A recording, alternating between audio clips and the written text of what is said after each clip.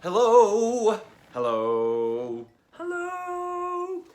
I'm Uncle Scotty. You may or may not know that. This is Storytime with Uncle Scotty. You may or may not know that. And I am the host for Storytime with Uncle Scotty. Who else would be the host, honestly? Let's be real. We have our own mugs. Also, thank you for sharing your time with us. A little bit of extra time goes a long way. Wow, things are really picking up here. We got to get right to it. Before we get to it, I want to give a shout out to one of our Storytimers, one of our watchers, readers, listeners, one of our supporters, Isla, up in Seattle. Isla, hope you're having a wonderful time up there in the Pacific Northwest. I hope the days are beautiful and long as summer comes along. I'm sure you're doing all kinds of wonderful, enriching things, and I miss you a lot. So thank you for watching. Now, let's get to our book. We are right in the thick of it, of The Buried Bones Mystery, written by Sharon M. Draper, a Coretta Scott King Award-winning author. And our group of young men, our group of young spies, young agents, are out there in the world, in their little town in Ohio, trying to find the answers to all these mysteries. They all have gotten a bunch of clues, and all the clues are starting to converge and come together to seem like something is happening. So they're going to have a camp out overnight in their clubhouse to see what is happening. And I'm excited to get to it, so let's do it. Chapter 9. Rico got to the clubhouse first that night. He was glad because his mother had given him so much stuff, he was afraid the others would laugh at him. Now, I know I've been saying in the past couple chapters that I really relate to a lot of what's happening, but this is like me. Like when I would leave for a sleepover, I would have the biggest duffel bag with all kinds of things because my mom was trying to take care of me. And I would show up with like the most. I would have the most stuff. Everything that I could ever possibly need. It's like she packed my entire bedroom and bathroom into a duffel bag. And often my friends who just had like a sleeping bag would make fun of me. So I understand Rico's pain, but also shout out to my mom because I was never unprepared for anything. And I had all the comforts of home anywhere I went. So thank you, Mom. Okay. In addition to a sleeping bag, he had a huge bag of food. She made him take a rope, a first aid kit, hiking boots, and a raincoat. Yep. It had been useless to argue with her, so he just dumped the stuff in a corner as soon as he got there. The clubhouse seemed different at night. Outside, the sound of crickets and birds seemed louder. The light was fading fast, and the shadows looked funny on the clubhouse walls. Rico was relieved when Rashawn showed up, shouting, "Nairobi, dude!" He was carrying a baseball bat. "What's that for?" asked Rico. "Ghosts?" replied Rashawn. "You just never know." Jerome knocked just then. "What's the password?" asked Rico. "Nairobi! Hurry up and open the door before I drop this stuff." He brought in a box of Twinkies, a 6-pack of soda, and a bag of potato chips. I had potato chips today. Salt and vinegar and jalapeno flavored. "Junk foods, my favorite vegetables, man," said Ziggy from the doorway of the clubhouse. He was about to enter when Rico yelled, "What's the password, Ziggy?" "Oh no, not again," moaned Ziggy. "Oh yes, you gotta say the word. Now what is it?" Jerome asked him with glee. "Let's see. Norway? Nope. Nashville? Not even close. Nigeria? You almost got it. I know, it's Nairobi." They all cheered and laughed as Ziggy bowed and walked in, carrying an extra-large pizza his mom had ordered for them. "No sweat, man, no sweat. I got a mind like a steel trap."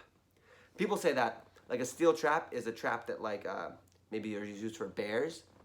When a steel trap closes, nothing can get out of it. So if someone's like, "I got a mind like a steel trap," it means I never forget anything. Once it's in there, it's trapped in, it's locked. But it's funny because Ziggy forgets a lot of stuff. He reached up to give the dinosaur a good whack for luck. "Hey there! Hey! Where's Blackosaurus? He's gone, man." "What?" asked Rashawn, suddenly angry. "I hadn't even noticed." "Me neither," said Jerome. "Someone's been in here. Why would they take our dinosaur?" "Our treasures!" said Rico suddenly. The 4 boys ran outside and began to scrape away the loose dirt and leaves that hid their treasures and the mysterious box of bones. Neither had been touched. They breathed a sigh of relief and brought the treasures inside the clubhouse. Rashawn unlocked their treasure box and made sure everything was there. It was just about dark. "Anybody scared?" asked Rico.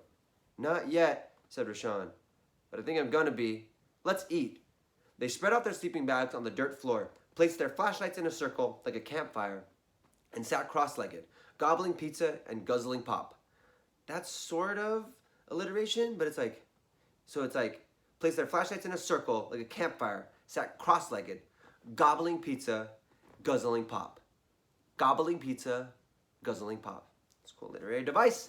Shout out to Miss Sharon M. Draper. Rashawn carefully removed the pepperoni and gave it to Ziggy, who cheerfully ate it up. So what do we do if Mr. Green comes? Asked Jerome. Do you think he took Blackosaurus? Asked Rashawn. Why would a grown man want a huge plastic dinosaur? Asked Rico. Lots of questions, not many answers, Mon, said Ziggy mysteriously. First we wait, then we watch. Answers will appear. You'll see. It was quiet in the clubhouse. Jerome walked around, checking each corner with his flashlight for bugs. Ziggy made shadow animals on the walls, like this. Bark, bark, bark. It's a dog. Bark, bark, bark. And Rashawn practiced making Boy Scout knots in Rico's rope. Rico sat on the sleeping bags, knees up to his chin, listening to the faint sound of thunder in the distance. And here you can see the boys eating their pizza, gobbling pizza and guzzling pop. Their flashlights around, their sleeping bags down.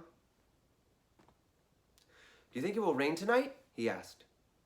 Probably not, replied Rashawn. That thunder sounds pretty far away. Thunderstorm by midnight, Mon, said Ziggy. That's all we need, Jerome complained. Thunder boomers, bad guys, bones, and bugs. Maybe we should turn off the flashlights for a while, said Rico. We might need battery power later, and if Mr. Green comes snooping around here, it's got to be quiet and dark like it was last night when Ziggy saw him.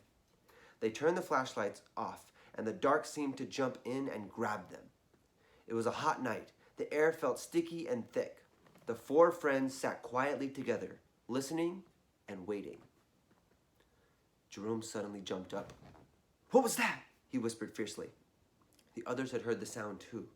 Slow, soft footsteps were moving through the loose dirt outside the clubhouse, and a thin, scratchy voice sang mysteriously.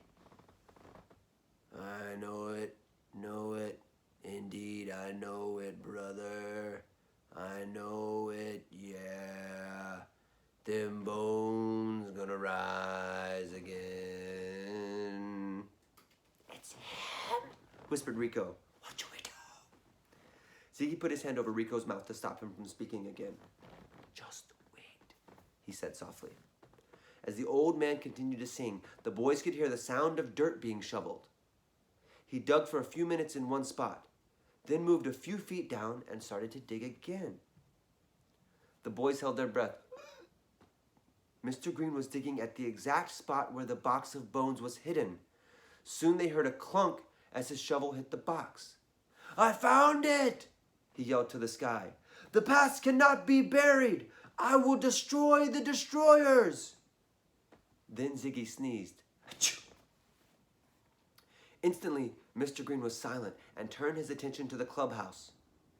Who's there? He growled. He raised his shovel like a weapon and beat on the clubhouse door. You rotten kids, come out of there. I'll bury you, I'll bury you. Scary. At the word bury, Rashawn screamed, ah, and jumped out of one of the windows. Jerome jumped out of the other. Mr. Green pushed open the clubhouse door, held his shovel in front of him like a weapon, and walked directly towards Rico, who was huddling in the corner. Mr. Green had to crouch a little bit because of the low ceiling, but that only made him look scarier. In the moonlight, his face was wild and angry. Startled, Mr. Green spun around to face a blindingly bright light. He put his hand up to shield his eyes, and a police whistle blew directly in his ears. The siren of a police car pierced the air so close that it seemed to be right there in the clubhouse. Suddenly, the rat-a-tat-tat of what sounded like bullets rattled at his feet. He ran out the door, hands up, yelling, "Don't shoot! I didn't do anything!" Outside, there was only darkness. He took one more step before falling forward into a pile of leaves, tangled in the rope that Jerome and Rashawn had strung outside. We got him, Mon! I left out one thing. When Mr. Green went in, he looked wild and angry. Just as he was about to hit Rico with the shovel, a loud booming voice behind him roared, "Put down that shovel, man!" And then he turned around. There was a bright light. There was the siren in his ears. Ah! And then there was a at his feet. Then he ran out, tripped into the pile of leaves, and was bound up in the rope.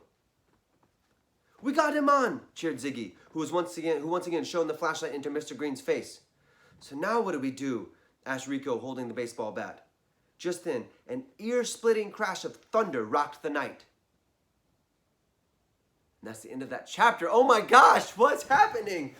Wow, I didn't know. Okay, lots of things happening. I don't even know how to break it down. We're just going to move on to the next chapter and see what happened. I think I have a clue of what the Black Dinosaurs did just then to protect themselves. But we will find out what happens next. Next time on Storytime with Uncle Scotty. I've been your host, Uncle Scotty. Everyone Mugs, thank you for sharing your time with me. And we will be back with the Black Dinosaurs and the Buried Bones mystery next. Okay, bye.